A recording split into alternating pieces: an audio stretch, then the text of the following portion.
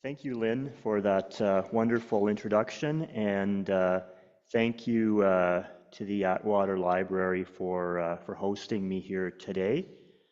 Just make sure I'm going to do this correctly. And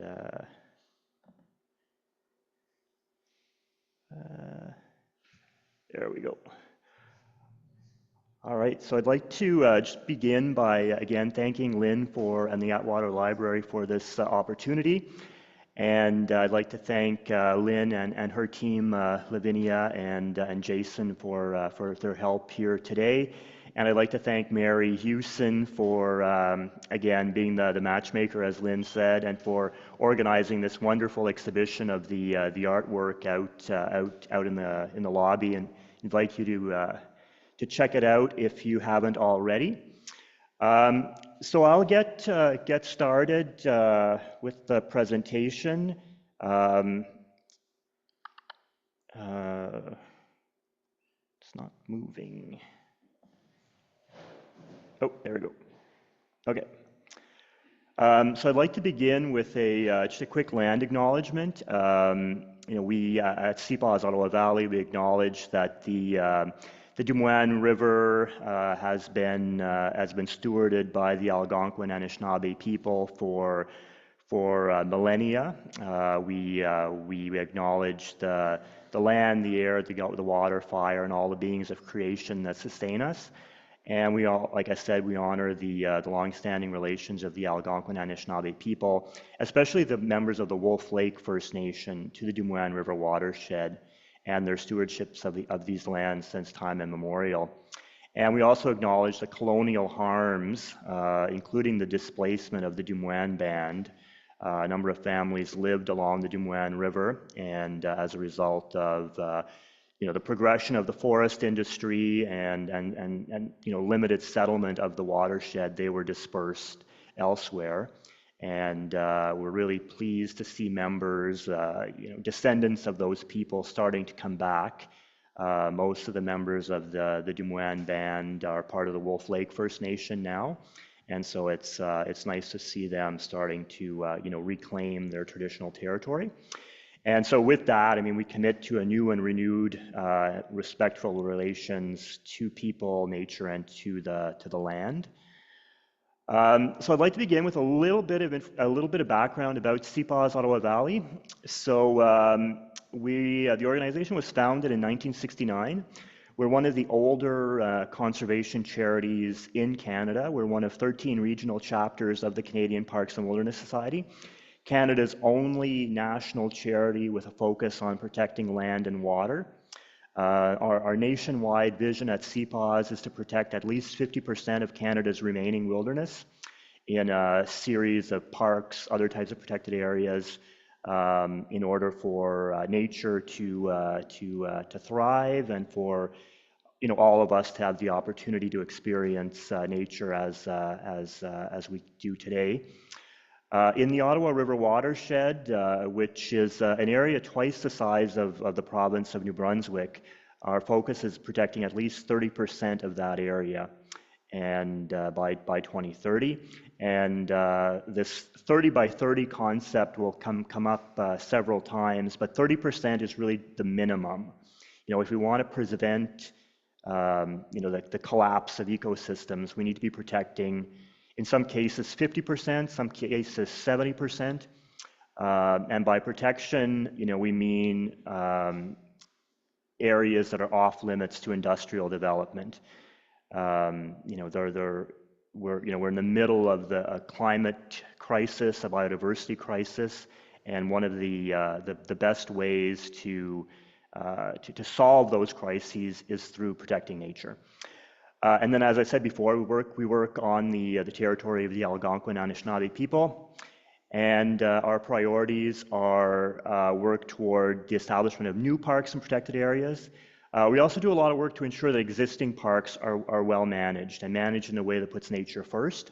There's often an attempt, once an area is designated, to put things inside those parks that are not really appropriate or that will harm nature. And a prime example of that is Gatineau Park, which is very close to Ottawa. Camp Fortune, which is a ski hill. It's been inside the park for forever. But they decided a couple of years ago to build a summer luge track down one of the hills.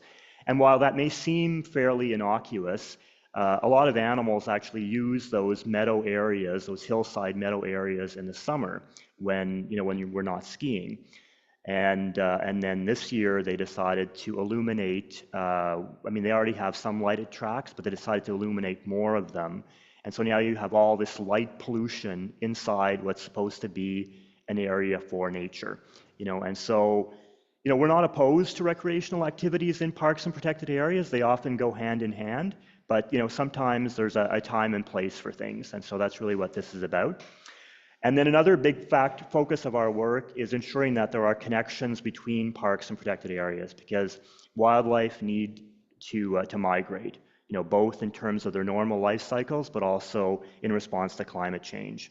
Even a park, like Algonquin Park, which is 7,000 square kilometers, is too small for some species. They do migrate in and out, and one species in particular that's having a lot of difficulty right now is the Algonquin wolf, which is also known as the eastern wolf. But they tend to, the core of their population is Algonquin Park, but they tend to migrate in and out of the park looking for prey. And once they leave the park, they either get shot, trapped, or hit on the highway. And so without those connections, we're losing Algonquin wolves as it is now. And so we need to ensure that those connections are not only identified, but they need to be maintained and in some cases restored. And then, we also have to look at what's happening on public lands outside of parks and outside of these connections, making sure that, projects like mining, hydroelectric development, forestry, while there's nothing necessarily wrong with that, it needs to be done in a way that's nonetheless respectful of biodiversity. And then finally, if we want people to care about nature, we have to connect them to nature. And to that end, we have programs at CPAWS where we take new Canadians out into nature. We have public hikes, school programs, and the art exhibit, the photography exhibit here is another great example of that. A lot of people may not be able to make it to the Dumoine River, but you can experience it by looking at the photography here. And so, why do we need to establish protected areas? That's a question that we often get. And then the other question is, well, what do you mean by protection or protected?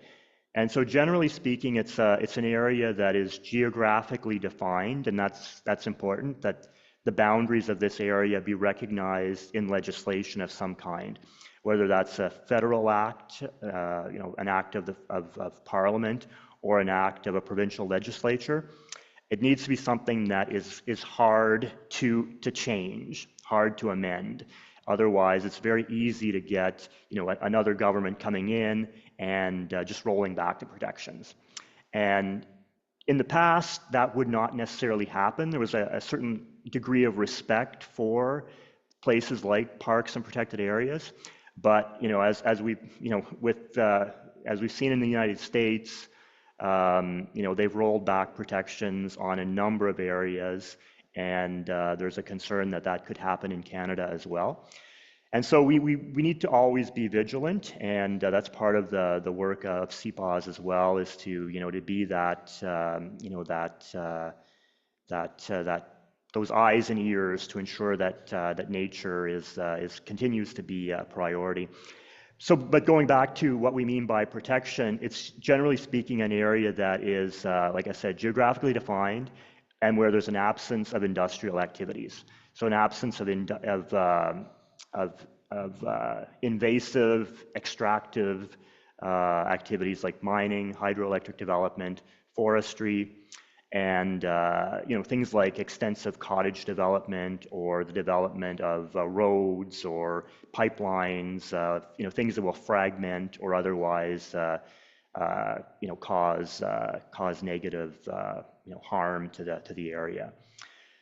And so there have been a number of proposals over time to establish some kind of a benchmark and some targets in terms of protection.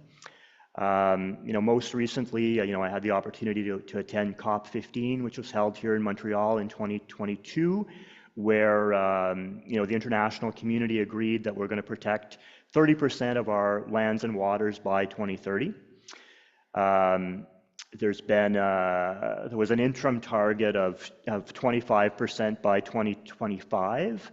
That we haven't quite reached that, but the goal is to have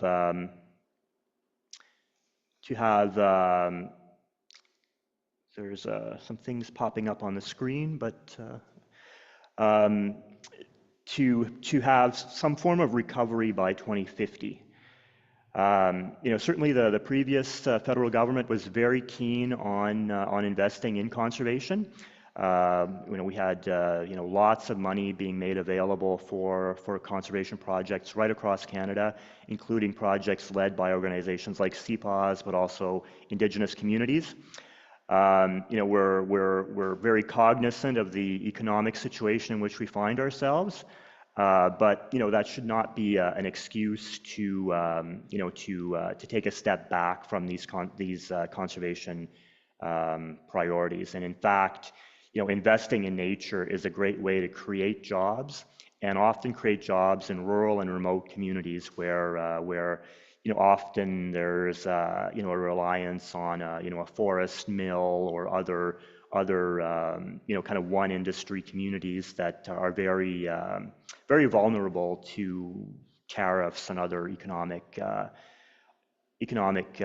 whims, if you will.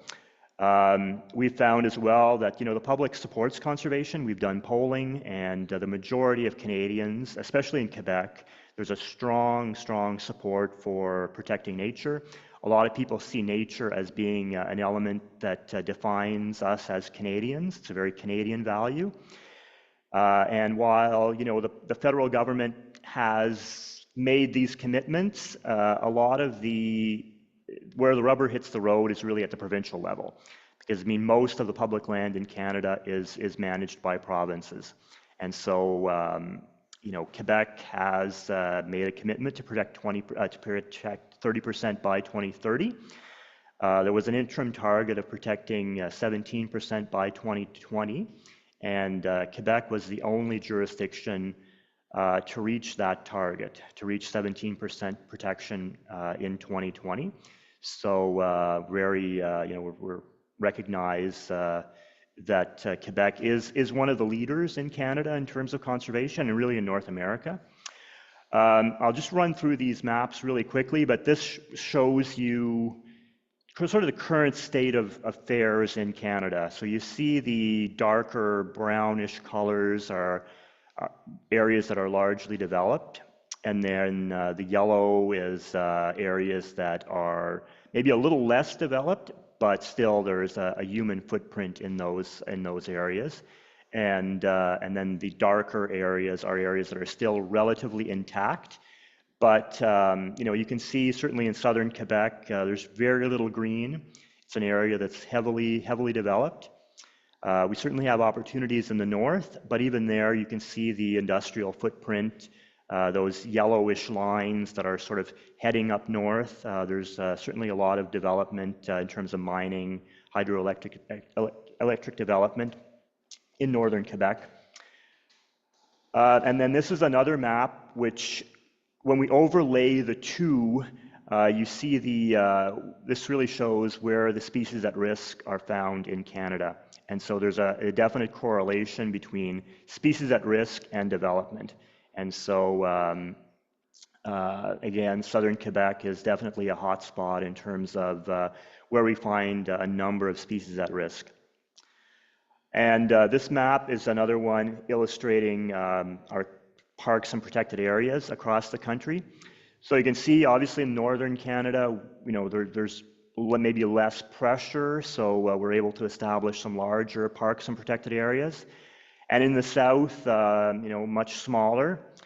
And certainly in southern Ontario, southern part of Quebec, Montérégie, places like that, There's really not a lot, unfortunately. It's an area that's been developed for a long time. There's lots of private land as well.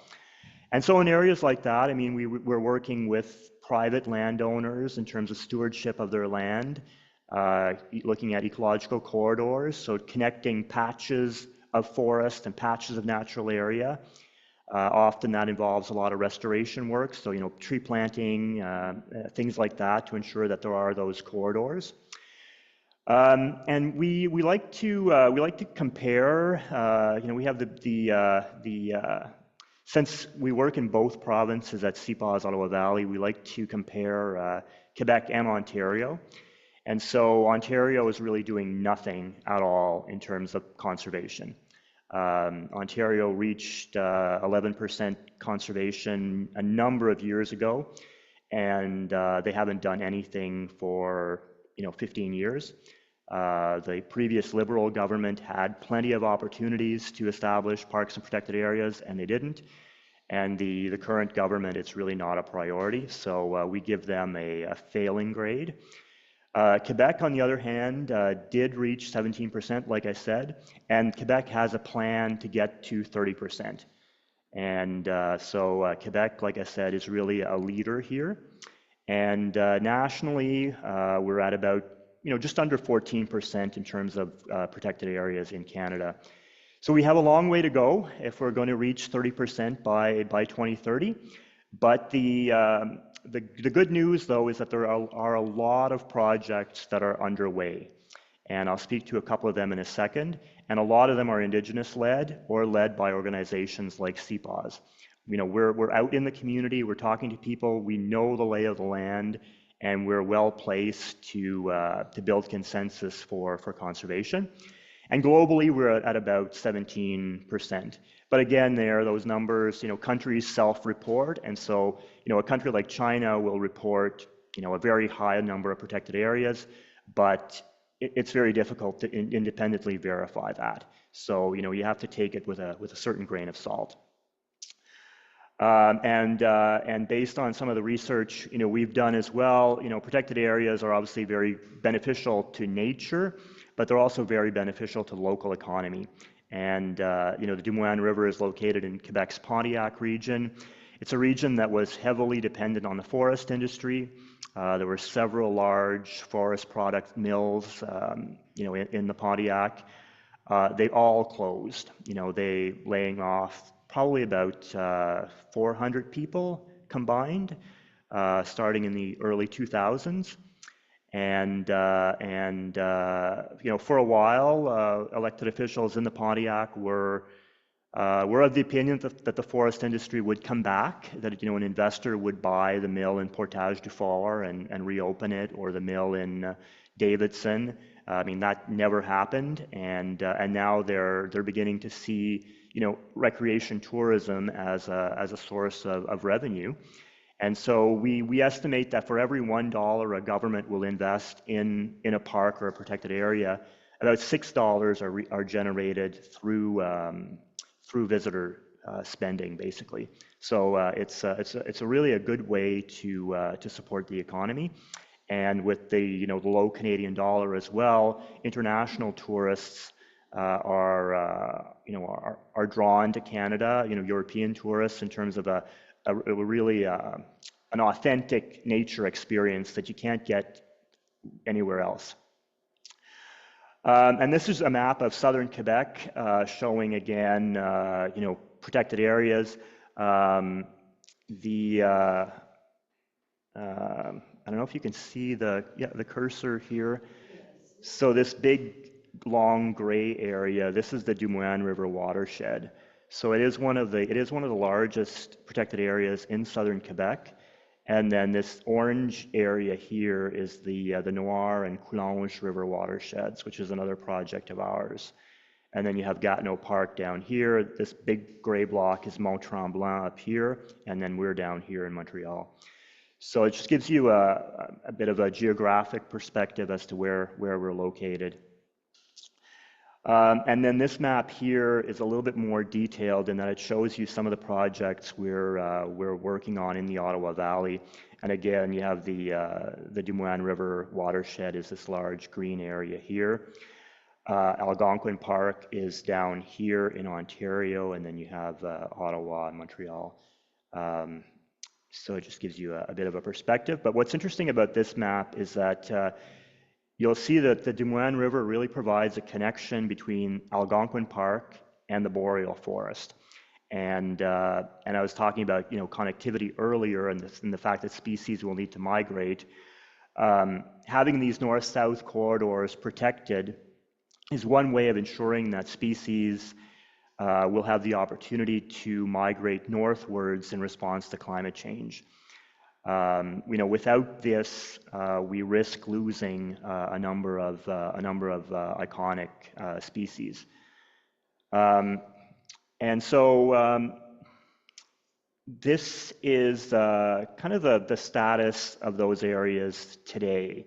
So the Dumoine River watershed, we've succeeded in protecting just under 1,800 square kilometers. And again, by protection, we mean no logging, mining, or hydroelectric development. And then there's a couple of other small protected areas that are kind of adjacent to it, one called Wenatchee. And we've succeeded in having it protected, and then the Dumoine's sister rivers, the Noir and the Coulonge, which are also great whitewater rivers. Currently, they have about 850 square kilometers protected. We're working, though, to expand that considerably.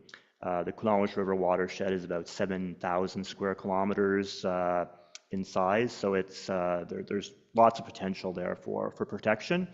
And those are closer to the urban area as well. And so for a tourism development perspective, there's a lot of opportunity there. So combined, though, this represents about just over 3,000 square kilometers, which is very, very significant for southern Quebec. To be able to set aside that much land for conservation in an area that has been settled for over 200 years is very unusual, and we're very proud of having been able to accomplish that much. I won't, and this is just another map showing the Dumoine River in relation to the Noir and the Coulonge. I won't spend much time on that. And these are some of our current conservation projects in Western Quebec.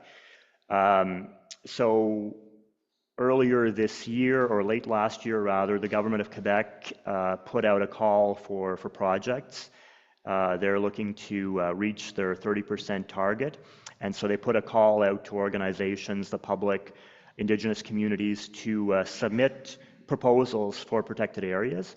And so we submitted these proposals here, which represent about 5,000 square kilometers, the ones on the Quebec side. So, in particular, we'd like to protect the CPAWS River, which is another iconic river in Western Quebec. There's a large area, this block here, of Ottawa River shoreline west of the Dumoine River. That part of the Ottawa River is not developed at all, and so it's a really unique opportunity we have to protect it before it gets developed. And then doing an east-west connection, connecting the Coulonge to the Noir, to the Dumoine, to the east, to the west side of the Dumoine, and then eventually maybe up into this area here, up toward Wolf Lake. So I mean, it's ambitious, but it's possible to do this. And and if we succeed in doing this, this will be one of the largest complexes of protected areas in southern Canada, and a real motor for economic development in Western Quebec. There's opportunities not only for whitewater paddling here, but flat water paddling. There could be a whole host of trails and other things to rival Algonquin Park. I mean, the landscapes up in this part of Quebec are just as nice, if not nicer, than Algonquin Park. And so the Dumoine watershed is one of those areas. It's really unique in that 100 years ago, 150 years ago, there would have been far more people up there than there are today. There are very few places in the world where there's fewer people today than there were in the past. There were a number of communities along the river, Rowanton being one of the largest. There was a fair-sized sawmill there. and it burnt down in the 1960s, and the government of Quebec at the time felt that it wasn't a good place for people to live, and so they kind of closed the community, and that was and then they planted it over in red pine, and so there's you can still, you still see foundations of buildings in that area, but it is very little, there's nothing really left other than some foundations. And similarly with the Dumoine Depot, there were these large farms, there were large there were post offices, schools, so really interesting history. And very little of that remains, unfortunately. I mean, fortunately and unfortunately, I mean, there's obviously the fact that nature has reclaimed the area, I think is very significant, and it shows that, when you leave nature alone, it'll take care of itself, like we don't need to overcomplicate things. And I mean, I'm certainly not an expert on the cultural history of the Dumoine watershed, but indigenous occupation of that area goes back probably 5,000 years. There are portage trails along the river which have been in constant use for 5,000 years. I mean, that's extremely powerful when you walk down those trails thinking that people have been walking on this path for for that long. You think about what were those people thinking about, what were they doing, where were they going. It's really interesting that and the experience today is probably similar to what they would have had in terms of their surroundings. The vegetation is largely the same. The rapids are the same. There's no dam or anything, blocking it. So it's really interesting, and certainly if you have the opportunity to visit, I highly recommend it. CPAWS is a partner in in an organization called the Friends of Dumoine. We restored a wagon road that was originally built in the 1850s as a hiking trail, and so you do get to experience some of these areas, and it does take you through some of the remains of these old stopping places. Again, all there is piles of rocks and old foundations, but you do get a sense of what was there, and of the the intrepid nature of the people who went up there in the 1850s and the 1840s and carved a farm out of the bush. They managed to survive on very poor soil. It's basically sand with red and white pines. So it's a really unique story. And this is a picture of Grand Chute, which is really the kind of the highlight, I guess, of the Dumoine River. It's one of the most accessible parts of the watershed, and then we're very keen to connect people to the watershed, and the harvesting of small berries and mushrooms. All of that is permitted in terms of the protected area. And so this is a photo of a mushroom workshop we held a couple of years ago. And then kind of building on the protection of the Dumoine River, we'd like to connect it to Algonquin Park. And so there's only about 18 kilometers separate Algonquin Park from the Dumoine River protected area. So this long kind of green area, this is the Dumoine River Aquatic Reserve, the Dumoine River protected area. And then this down here is the boundary of Algonquin Park. And here, this is only about, like I said, 18 kilometers. And in Ontario, this area here is entirely public land. It's Ontario Crown land. And it's really not developed. I mean, if you've driven Highway 17, west of Deep River, west of Ralston, it's a very remote stretch of highway. And so we're working on a project to establish a new protected area in Ontario, in this area, that would connect essentially Algonquin Park with the Ottawa River, and then the Ottawa River to the Dumoine River. So this summer we had staff out on Highway 17 collecting data in terms of wildlife on the road. The one kind of barrier we have right now is Highway 17. It's a busy highway, and the government of Ontario has a plan to twin the highway to North Bay. And we'd like to get ahead of that in terms of finding out where wildlife cross the road, and then be able to put in place mitigation measures to make sure that they can continue, wildlife can continue to travel across the road. So whether that's overpasses like you see in Banff National Park, or underpasses, could be fencing. There's a number of different measures to do that. But I think this is key, because if we can connect Algonquin Park to the Dumoine River, we'll be able to ensure that connectivity is maintained into the future. And so we're actively fundraising for this project, and we have some good. We're getting some good feedback from the government of Ontario. I mean, they find it interesting, which is positive. And I suspect that we also have support from the Indigenous community of Pikwakanagan and Wolf Lake and Quebec in Quebec, and I think with some public support as well, I think we can succeed in convincing the Ontario government to set aside a couple hundred square kilometers in this area for conservation. So what's next for us? We will continue, obviously, to be a voice for these rivers.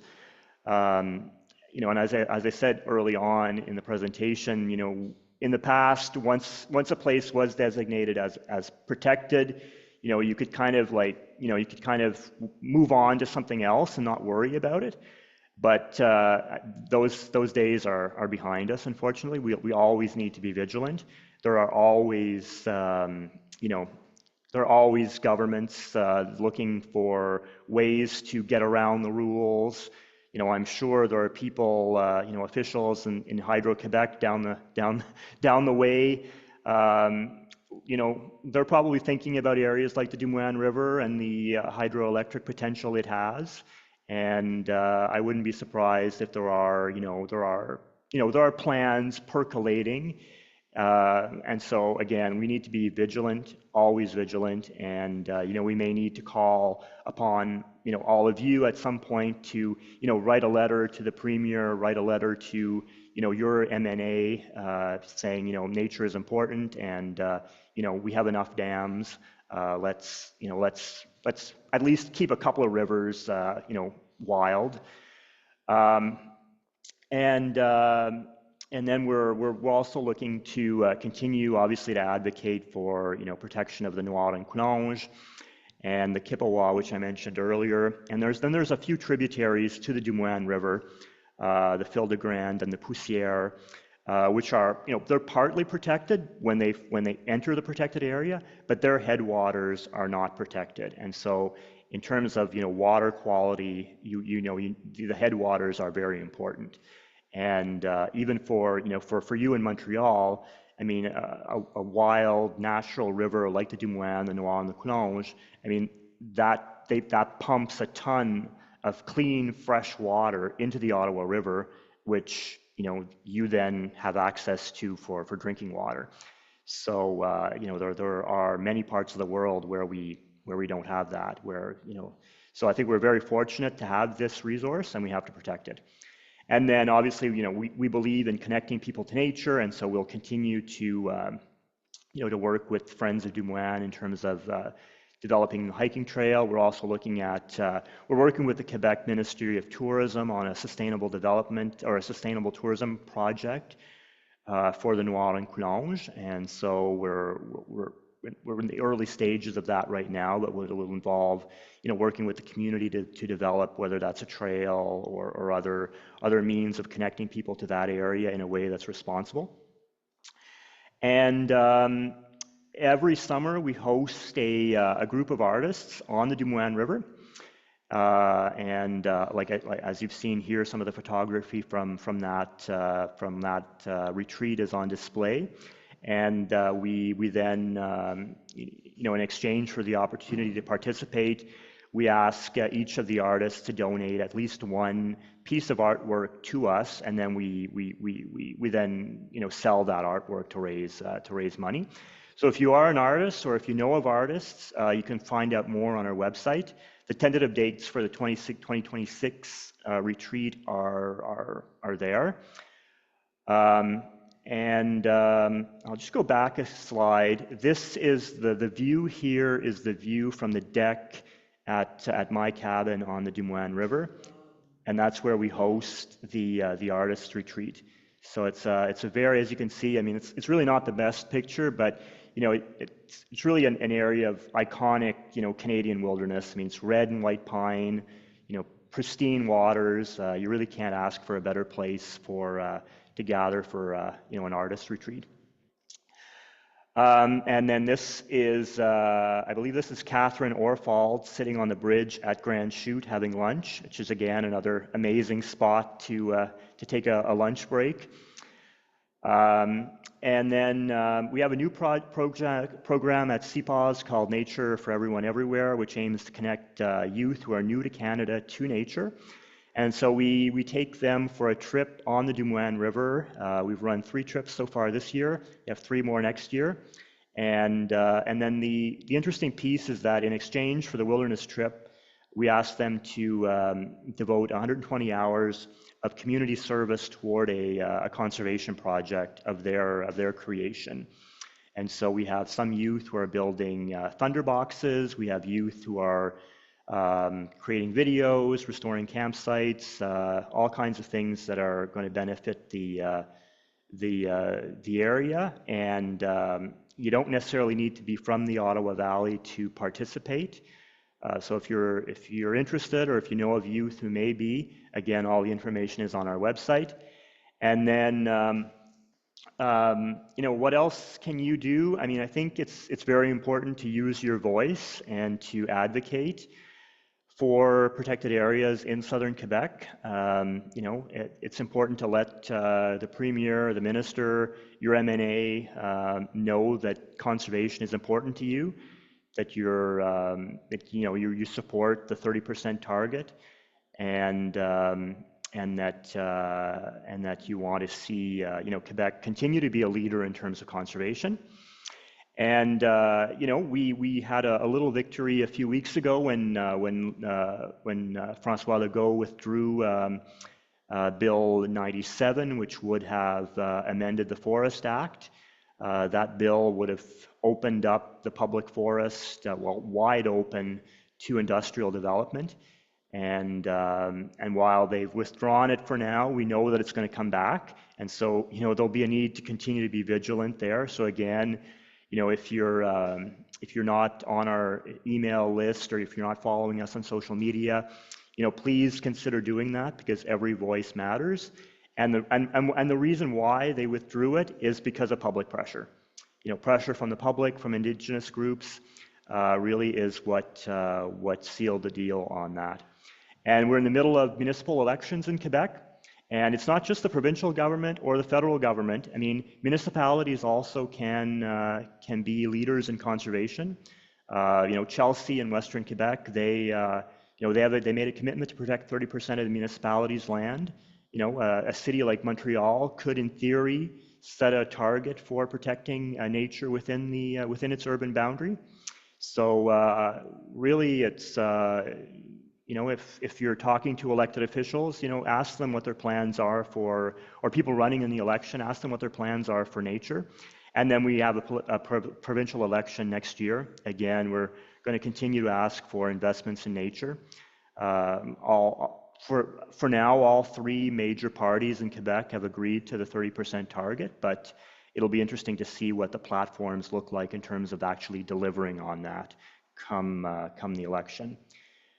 And then what else you can do? You know, certainly if you have any experience on the river or on those rivers, you know, we always like to see your photos and videos, so you can share those with us.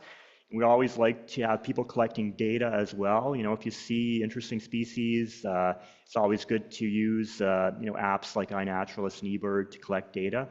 Unfortunately, a lot of those areas are data deficient, just because while there are a lot of people traveling there, not a lot of people are collecting data, and the government really doesn't have the budget to do that.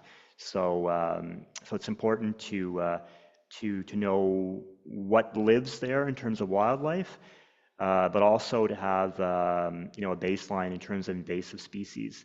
One thing that's really interesting about the Dumoine River is that it is very intact. There's no purple loosestrife. We don't have buckthorn, Japanese knotweed, invasive species like that. They're currently not found there. But as more and more people go there, there is a risk that those species will get brought there. And so we'd like to see boat washing stations and things like that be put in. And if you are traveling there, one thing we encourage is to shop locally in some of those local communities, just so that it helps support local businesses. And we encourage you to tell them you're a paddler and how much you enjoy the region, because their support is important for this as well. And then keep in touch with us. You have my email and phone number here. And you can find us on social media at CPAWS Ottawa Valley or La Snap VO in French. And I believe that's the end of the presentation.